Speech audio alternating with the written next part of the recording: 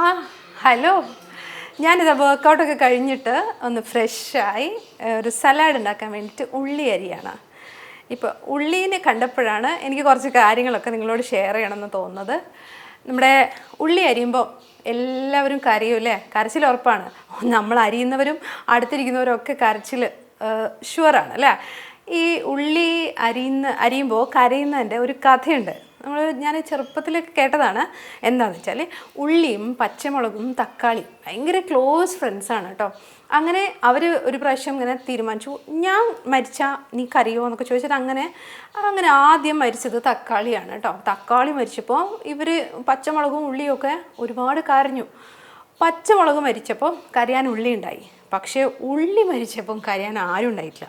അപ്പോൾ അങ്ങനെ വീട്ടമ്മമാരെല്ലാവരും, ഈ ഉള്ളി അരിയുന്ന വീട്ടമ്മമാരെല്ലാവരും ഉള്ളി മരിക്കുമ്പോൾ കരയും. അതാണ് ഐതിഹ്യം. ഓക്കെ, പക്ഷേ ആ വീട്ടമ്മമാരൊക്കെ കഴിഞ്ഞില്ലേ എത്ര ജനറേഷനായിപ്പോൾ ഇത് നമ്മളിപ്പോഴും ഇങ്ങനെ കരഞ്ഞുകൊണ്ടിരിക്കുകയാണോ?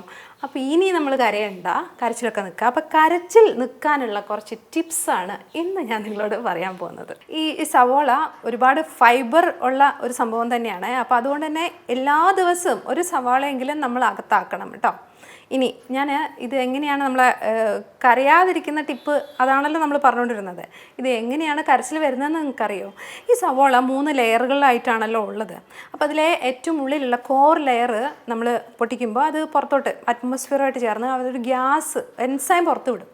ഈ എൻസൈം നമ്മുടെ അന്തരീക്ഷത്തിലെ ഓക്സിജനൊക്കെ ആയിട്ട് ചേർന്ന് അത് നേരെ നമ്മുടെ കണ്ണുനീർ ഗ്രന്ഥിയിലേക്ക്, മൂക്കിൽ കൂടെ കണ്ണുനീർ ഗ്രന്ഥിയിലോട്ട് പോയിട്ട് അതാണ് നമ്മുടെ കണ്ണിന് എരിച്ചിലും പുകച്ചിലും കണ്ണുനീരും ഒക്കെ വരുത്തുന്ന സാധനം. ഓക്കെ, അപ്പോൾ ഈ എൻസൈം രക്ഷപ്പെടാതിരിക്കാനുള്ള ചില വഴികളാണ് ഞാൻ നിങ്ങൾക്ക് പറഞ്ഞുതരാൻ പോണേ. അപ്പോൾ അതിൽ ഒന്നാമത്തെ ടിപ്പ് എന്ന് പറയുന്നത്, ഇപ്പോൾ ഞാൻ ചെയ്തതുപോലെ തന്നെ കുറച്ച് നേരം വെള്ളത്തിലിട്ട് വെക്കുക.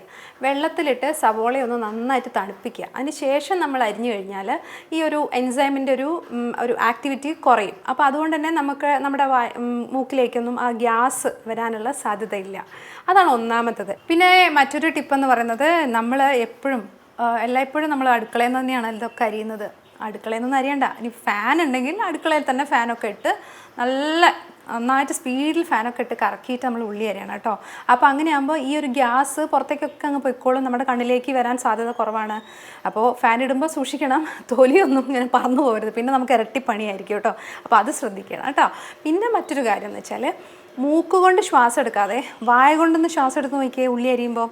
അപ്പോൾ മാക്സിമം നമ്മുടെ ഈ കണ്ണരിച്ചിലും പുകച്ചിലും ഒക്കെ ഒരു പരിധി വരെ നമുക്ക് മാറ്റാൻ കഴിയും. നല്ല ഒരു ടിപ്പാണ് കേട്ടോ. അപ്പോൾ അതും കൂടെ ഒന്ന് ട്രൈ ചെയ്യുക. അപ്പോൾ ഇതെല്ലാ ടിപ്പുകളും ഒക്കെ ഒന്ന് ട്രൈ ചെയ്ത് കഴിഞ്ഞാൽ ഇനി നമുക്ക് ഉള്ളി അരിയൽ ഏറ്റവും ഈസി ആയിട്ട് വരും. പിന്നെ മറ്റൊരു ടിപ്പെന്ന് പറയുന്നത്, ഈ ഉള്ളിയൊക്കെ നമ്മൾ കഴുകി നമ്മൾ ഫ്രിഡ്ജിനകത്ത് ഒന്ന് സൂക്ഷിച്ച് വെക്കുക. എന്നതിന് ശേഷം നമ്മൾ ആവശ്യത്തിനെടുത്താൽ മതി.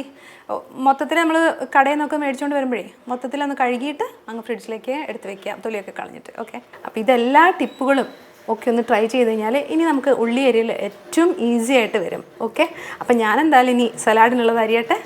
ബൈ.